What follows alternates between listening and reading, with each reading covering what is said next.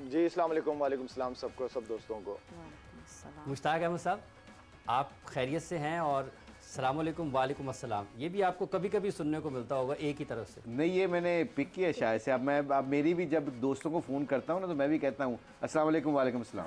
ये शायद से ये बड़ा अच्छा लगता है, बड़ा पोलाइट और बड़ा प्यारा सा लगता है ये। वैसे ठीक है, इससे पहले हम लाला की जानी बढ़े। मुश्ताक भाई, आप मुझे पहले दे रहे थे क्योंकि 2-3 मैसेजेस आ गए कि किसी ने कहा कि बालों में मुकाबला, किसी ने कहा कि सूट में कोई मुकाबला है, तो क्या मुकाबला चल रहा है या क्या आपने देखा वो बताएं, फिर हम आगे बढ़ें। अच्छा, व्यूअर्स ने ये देखना शुरू कर दिया? जी बिल्कुल, व्यूअर्स तो देख रहे हैं ना, वो और नोट कर व्यूअर्स को वेल डन टू, जितने भी व्यूअर्स हैं उन्होंने वेल डन टू यू।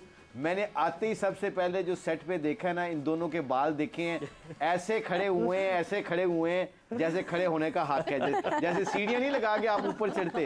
आप हाफिज साहब के और उमैर के बाल चेक कर लें आप। मैंने आते ही ये नोट करके ये फेंका। इस फ्रेम में जरा कितने स्मार्ट है हमारे। ये क्लोज फ्रेम में दिखा दें हमारे पास, ये क्लोज फ्रेम में दिखा दें जरा। हाफिज साहब को तो पीछे से भी दिखाई, इन्होंने पीछे से भी खड़े चलिए मुशी भाई, बहुत शुक्रिया। मुशी भाई, जी सर।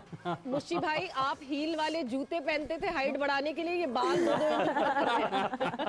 Don't go there. शायद इधर अभी है, शायद ना होता शायद ना होता तो फिर इस बात को मैं लिंगर ऑन करता। Don't go there, let's talk about 92।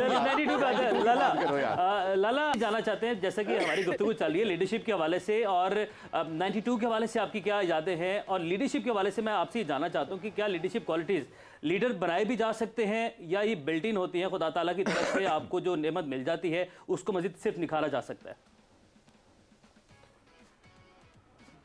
देखिए जी, लीडर्स पैदाइशी भी होते हैं और वक्त के साथ साथ भी आप लीडरशिप की जो क्वालिटीज़ है अपने अंदर आप लेके आ सकते हैं। देखिए, लीडर होता क्या है? लीडर ये होता है कि जो लीडर का अपना एक विजन होता है, उसके कुछ ख्वाब होते हैं जिसको पूरा करना होता है। अच्छा, वो खुद अकेले नहीं कर सकता। एक तो डिपेंड करता है कि ख्वाब हैं कितने बड़े। अब किसी भी ख्वाब को पूरा करने के लिए आपको जो है वो दिमाग चाहिए, प्रोफेशनल लोग चाहिए, एक अच्छी सोच वाले लोग चाहिए। लीडर का काम होता है अपने इर्द गिर्द ऐसे लोग जमा करता है जो लीडर की हाँ में हाँ ना मिलाते हों। जो लीडर से अगर गलती हो रही है तो उसको बताया जाए कि आप गलत कर रहे हैं या आप ठीक कर रहे हैं, इस काम को और अच्छा कर सकते हैं हम। तो लीडर दिमाग जमा करता है, प्रोफेशनल्स जमा करता है और उनसे वो काम लेता है। तो मैं तो लीडर की जो डेफिनेशन है वो इस तरह जानता हूँ। जहाँ तक आप 92 की बात कर रहे हैं, लीडर थे, इमरान भाई लीडर थे, लेकिन इमरान भाई के साथ दिमाग थे आए। जावेद भाई हो गए, वसीम भाई हो गए, बाकी मुशी भाई वगैरह सारे तो यंग प्लेयर थे। ये लोग तो मेरे ख्याल में पहला वर्ल्ड कप था इनका। लेकिन जावेद भाई, वसीम भाई, मलिक साहब, सलीम मलिक साहब, आप यकीन करें कि इमरान भाई कुछ लड़कों को, सीनियर्स को पसंद नहीं करते थे उनकी आदतों की वजह से, लेकिन उनसे ग्राउंड में उन्हें काम लेना आता था। उनकी क्रिकेट से उन्हें प्रॉब्लम नहीं थी, उनकी अपनी जो इंसान की नेचर होती है, तो उनको उन प्लेयर्स को उन्होंने यूज़ किया ग्राउंड में अपने साथ। तो मैं समझता हूँ कि इमरान भाई लकी भी था कि एज अ लीडर उनके पास जो 3-4 लोग थे, 5 लोग, वो बहुत तगड़े लोग थे, मेंटली प्रोफेशनल थे, परफॉर्मर्स थे और उनको साथ लेके चले। बाकी मुशी भाई आपको बेहतर बताएंगे क्योंकि ये वहीं थे 92 वर्ल्ड कप में। बिल्कुल, शाहिद ने ये बहुत ज़बरदस्त बात की है। मैं याद आ गया मुझे कि लीडर्स क्वालिटी पता क्या होती है? वो जो इर्द गिर्द वाले होते हैं ना, जो अगर वो फैसला कर लेते हैं तो उनको वो डिस्कार्ड नहीं करते। वो उनके फॉर एग्जांपल 92 के वर्ल्ड कप के फाइनल में जैसे ग्राहम हिक आया, वो बहुत फॉर्म में था। अब I was very young, like 21। अब मैं जाके इमरान भाई से कह रहा हूँ कि जी मुझे बॉल दे दे, मैं इसको आउट कर लूंगा। मैंने 1-2 दफ़ा इसको देखा है, ये लेग स्पिनर को अच्छा नहीं खेलता। अब वो उन्होंने उस वक्त उस ग्राउंड के अंदर मुझे रिजेक्ट नहीं किया या मुझे डिस्कार्ड नहीं किया कि चुप करके बैठो, अभी तुम मुझे बता रहे हो कि क्या करना है एज ए कप्तान। तो लीडर के अंदर ईगो नहीं होती। लीडर देखता है कि जो डिसीजन मेकर होता है ना, उसके साथ जुड़ जाता है। लीडर हमेशा लीडर क्रिएट करता है और लीडर कभी ऐसा नहीं होता, जो बड़ा लीडर होता है ना, वो कभी फॉलोअर्स क्रिएट नहीं करता, वो लीडर क्रिएट करता है। और जब मैंने गेंद मांगी उन्होंने मुझे गेंद दे दी और हुआ क्या, मैं उसको आउट कर गया। अब वो फेलियर भी हो सकता है, मगर you take decision like that.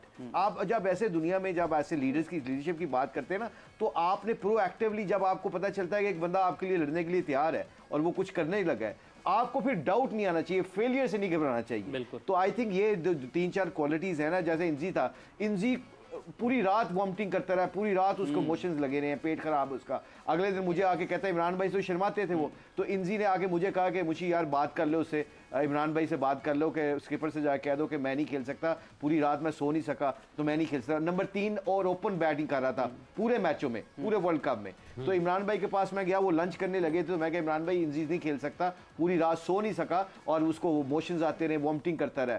तो इमरान भाई ने कहा कि जाके मेरा पैगाम इंजी को ये देना कि आज वो ओपन नहीं करेगा, 3 नंबर पे नहीं कहा कि खेलेगा वही, पर 6ठे नंबर पे खेलेगा और मैच जिताएगा वो। उसको क्या मेंटली ये तैयार होके चले।